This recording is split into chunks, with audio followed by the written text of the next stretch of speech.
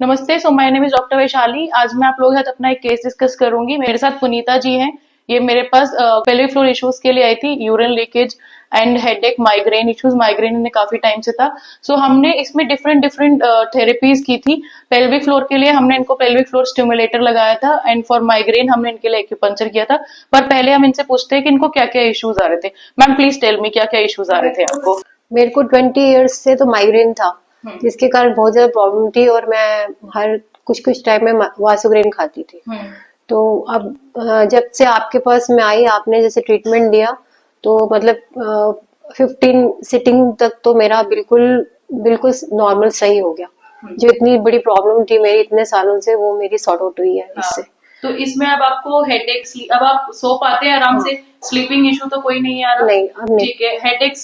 Headache पहले होता था, अब तो बिल्कुल नॉर्मल, बहुत ज्यादा स्ट्रेस लेवल होता, वैसे अदरवाइज बिल्कुल नॉर्मल है। क्योंकि मुझे याद है जब मैंने आपको फर्स्ट डे देखा था, तो उस दिन आपको खड़े होने में भी, बैलेंस में भी इशू आ रहा था, बहुत सीवियर हेडेक था। बहुत ज्यादा। उस दिन आप बोल रहे थे कि मुझे आईज भी मैं ओपन नहीं कर पा रही। मैं नहीं कर पा रही थी।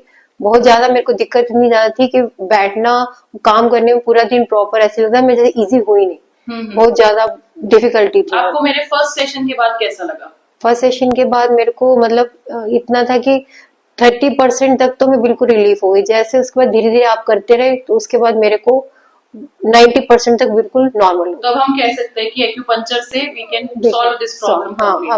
तो अब सेकंड, जैसे हमने जो आपको पेल्विक फ्लोर के लिए देखा, उसमें आपको क्या इशू आ रहे थे और आपको डॉक्टर ने क्या कहा था उसके लिए? उसमें ये कहा था कि आपका ये तो नॉर्मल ऐसे ही रहेगा, ठीक नहीं हो पाएगा। और बाकी जो था, जैसे मैं स्नीजिंग करूं, कुछ भी जरा सा भी कुछ होती थी प्रॉब्लम, तो उससे मेरा लीकेज हो जाता था। अब मेरा जब आपने किया तो उसके बाद मेरी ये प्रॉब्लम है अब 90% तक सॉर्ट आउट हो गई। अब कोई लीकेज या उसका कोई इशू तो नहीं हो रहा? अब नहीं हो रहा। तो जैसे आपको बोला था कि कभी ठीक नहीं होगा, अब आपको क्या लगता है, आप कैसे मोटिवेट करेंगे सबको कि हमें फिजियोथेरेपिस्ट को दिखाना चाहिए और एक्सरसाइजेस करनी चाहिए और ये ठीक हो जाएगा?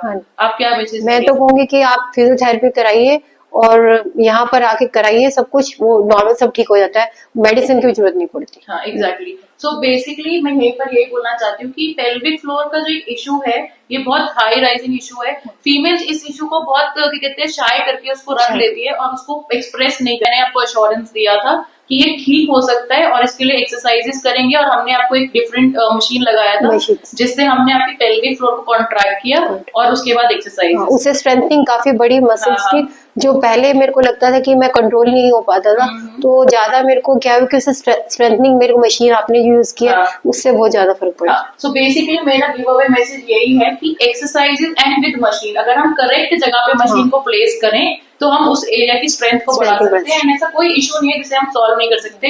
अगर मैम बोल रही है 20 इयर्स का जो माइग्रेन, स्लीप, एंजाइटी, इन सब का जो इशू था, अगर वो एक्यूपंक्चर से सॉल्व हो सकता है, तो I think we are in win win position. तो यहाँ पर हमने एक्यूपंक्चर भी करा, फिजियोथेरेपी भी करा, एक्सरसाइजेस भी करा, सब कुछ करा। So ma'am, you like our services? Yes, बहुत अच्छे।